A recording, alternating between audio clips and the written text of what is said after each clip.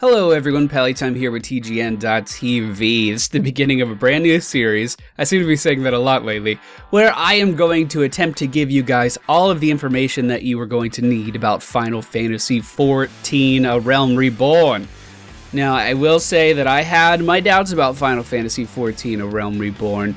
It's important to add the Realm Reborn in there because Final Fantasy XIV, when it was released, I honestly thought was a huge letdown. I was a very, very avid Final Fantasy XI player, and when 14 was released, I was very excited, but was sadly disappointed. But with A Realm Reborn on the horizon, I got a chance to play in the closed beta, and I have to say, it changed my mind about the whole series. I'm very, very excited about it, and I want to share that excitement with you guys and educate you about the game before its release. In today's video, we're going to be talking about the classes that are going to be available to the player at the launch of the game.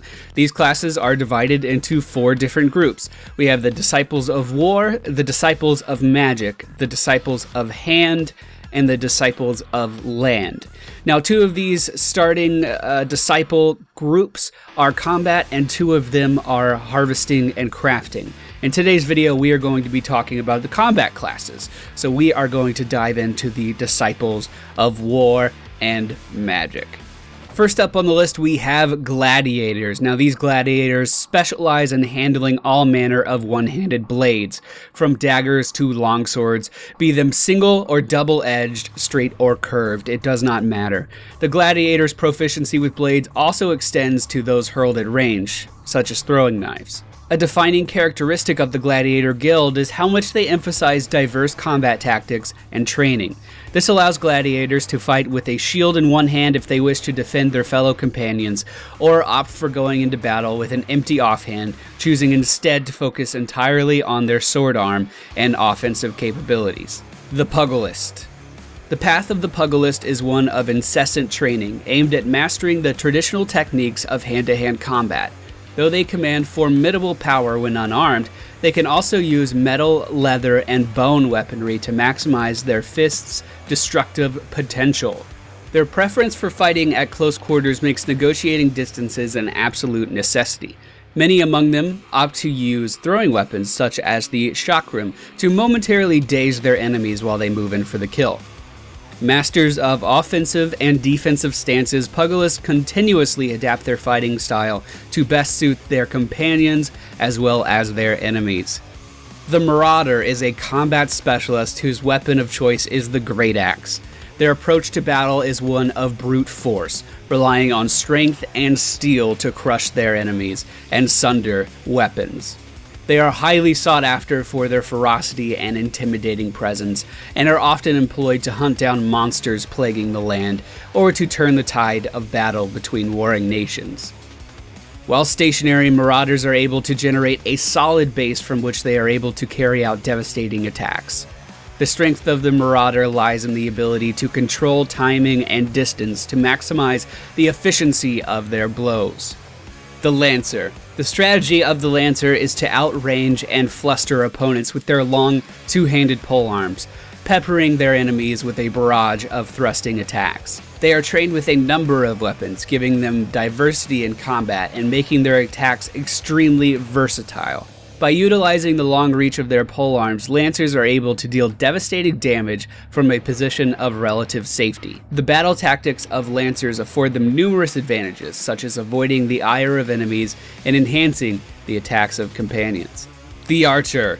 The enduring popularity of the bow is a testament to its elegant design, but this simple weapon would be little worth without the surpassing skill of those who master it. Archers possess a situational awareness in combat, which allows them to assault enemies from great range, while simultaneously providing support to their companions. Though weak at close range and limited by quivers, an archer's expertise in positioning and arrow selection can easily determine the outcome of a battle.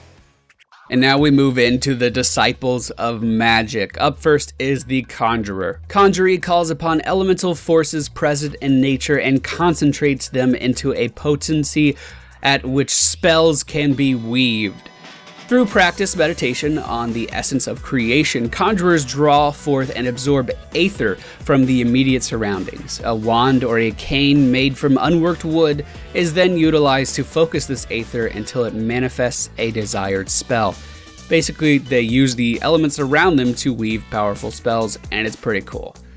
They are also able to switch between offensive and defensive magic as needed for the task at hand. I'm going to ruin this name. Alright, here we go. Thaumaturgy?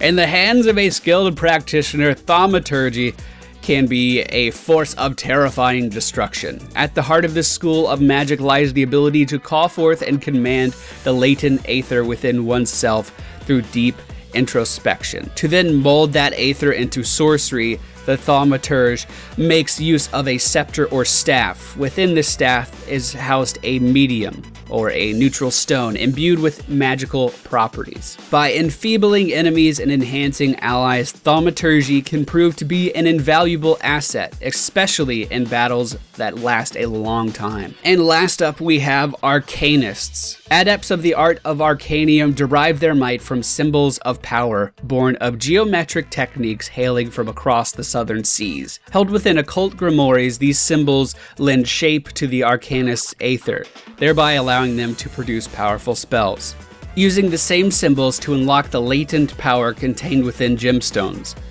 Arcanists are also able to summon forth the familiar known as carbuncle to carry out their bidding. Well, there you go, guys. That's a little bit of information about the starting classes, but I promise you we are only beginning to scratch the surface. One of the things that makes the Final Fantasy MMOs so damn immersive is the fact that you can play all of these classes on a single character. And these are only some of the classes in the game. We haven't even started to talk about the advanced jobs yet. So I hope you guys enjoyed today's video. If you did, please be sure to hit the thumbs up button below. Let me know which class interests you the most down in the comments below. And if you're new to this channel, I encourage you to subscribe. I'll be back very soon with more videos, and I hope to see you all then.